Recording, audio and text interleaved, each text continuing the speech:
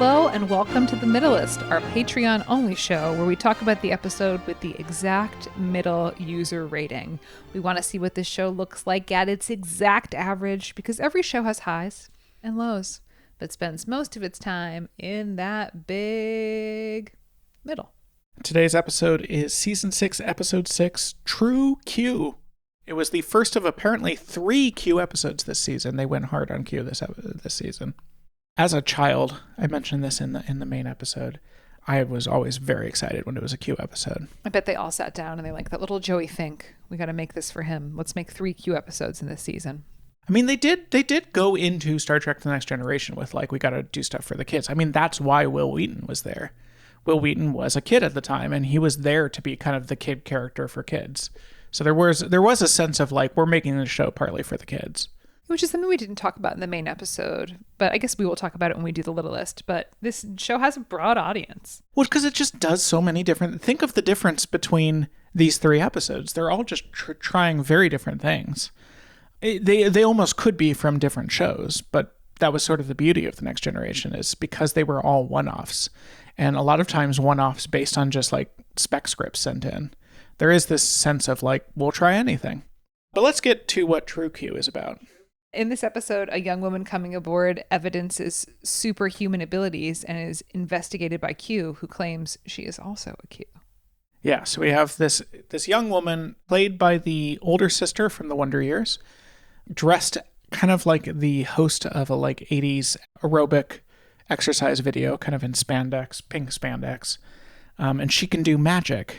It starts to become apparent.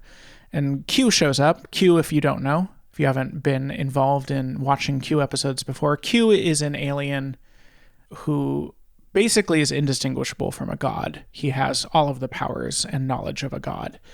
He is part of something called the Q Continuum. There's a bunch of these Qs that are also kind of one entity that kind of live outside of the universe and just kind of pop in whenever they want to do stuff. Q is very much a trickster god. Picard hates Q. Q is like the one thing in the world Picard hates more than anything else. And so you always get a lot of fun of like, Q does fun pranks and Picard gets really mad about it, is the standard Q episode formula.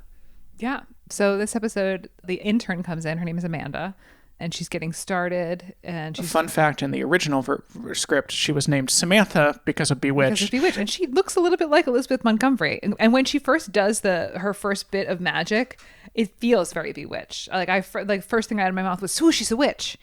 It's definitely like, so the showrunner didn't catch this, and then when he found out that it was named after, he made them change the name, which I sort of get of like, you don't want to go too hard into the Bewitched reference. Yeah, you don't want to, but it's definitely there. I mean, just with the casting, she looks like Elizabeth Montgomery, and it is the way the magic is presented, it is very Bewitched. Yeah, she does. So Q just makes things happen. Q just like thinks it and it happens. She does these like little very, I know in Bewitched she wiggled her nose, but it's very like Bewitched little hand gestures. She like does little magic gestures to make things happen.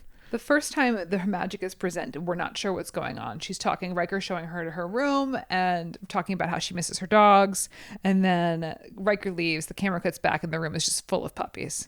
And she's like, "Oh no, you can't be here. You need to go away." And then she disappears them away. It's very cute where like some of them disappear right away and some don't. And she's like, "Guys, you have to go." And then they disappear too. And it's great dog acting. It's a pile of puppies and I'm here for it. I mean, great day on set, I'm sure. Like any day that you get to act with a pile of puppies is probably a good day. All those puppies are dead now. Yeah. So is, some of the writers that we're talking about. So yeah. And then gradually it kind of builds. Riker, a crate falls towards his head and she uses magic to deflect it, but no one notices. And then the moment when everyone realizes is, for absolutely no reason, the warp core, the engine of the ship, starts overloading and it's about to explode and kill everyone on the ship. It starts to explode and then she does her magic and reverses everything and fixes it and does this in front of Geordi and Data. And so they realize that she has some sort of extraordinary power. Yeah, and then Q shows up and is like, "Hey, buddy, you're Q." It also, Q was the one causing it. Q is the one that pushed the crate onto Riker and caused the warp core to overload in order to basically see if she had powers. Yes, and she does. And so it's a sort of agreed that Q gets to train her while she continues her internship.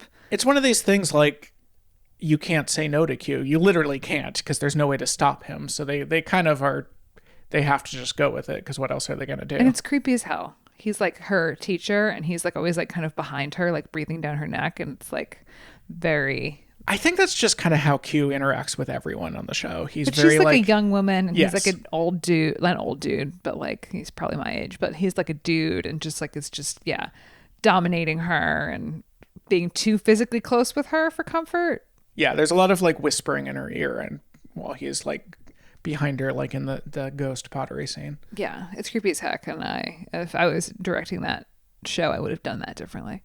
Well, I mean, Q is definitely not supposed to be a good guy. Yeah, but I think it's just normalizing that sort of behavior. Well, we'll get into this because there's actually a pretty lengthy scene specifically about consent later. That's interesting.